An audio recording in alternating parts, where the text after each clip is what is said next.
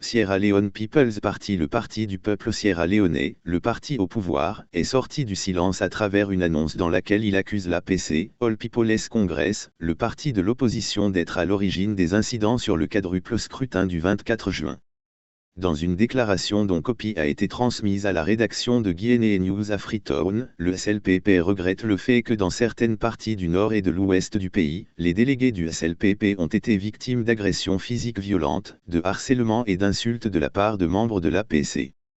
Ces actes étaient orchestrés par des responsables de l'APC. Dans la zone de Western Ouest, des hauts cadres de l'APC soutenus par des voyous ont continuellement perturbé le déroulement des élections à Saint-Annes, Howe Street à Freetown, intimidé les délégués du SLPP et également menacé d'incendier le bâtiment. De plus, l'ancienne maire de Freetown, Yvonne Aki-Sawyer, a été vue dans une vidéo virale intimidant le personnel électoral après avoir voté. Le SLPP s'inquiète du comportement de l'ancien maire dont la conduite dégradante a tendance à plonger ce pays dans le chaos. En outre, un autre membre de haut rang de l'APC, le Dr Richard Kahante, qui a été chef de cabinet dans l'ancien gouvernement d'Ernest Bai Koroma, a délibérément mal informé le public via son compte Twitter officiel et d'autres plateformes de médias sociaux sur les élections. Dans l'un de ses messages récents, il a affirmé que les délégués du parti de l'APC avaient été chassés de la ville de Pugéa.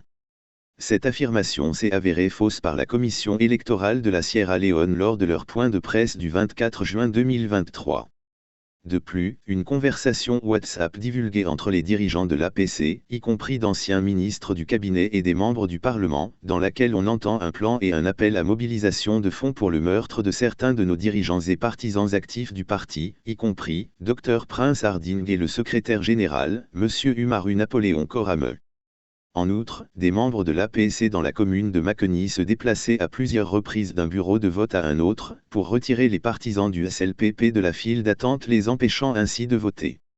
À Port-Locaux, Tonkolili, Kouanadugu, Fabala et Kambia, il y a eu des incidents de harcèlement et d'intimidation de nos partisans dans le but de les dissuader de voter. En outre, le SLPP attire l'attention sur la conduite de la National Election Watch, NEW, en tant qu'organisation de la société civile. Premièrement, nous pensons que le professionnalisme et la neutralité politique de NEW sont compromis. Le SLPP a vérifié de nombreux cas signalés d'affinité entre les agents du NEW et ceux du parti APC dans de nombreuses régions du pays.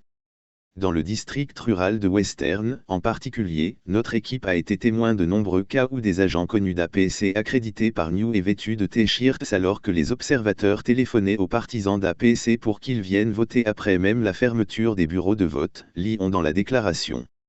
Se basant sur des évaluations préliminaires internes de centralisation des voix, le parti SLPP s'est dit être convaincu d'une victoire écrasante pour son candidat, le brigadier général à la retraite Julius Maada Bio. Les résultats compilés par nos équipes indiquent qu'il n'y aura pas de deuxième tour.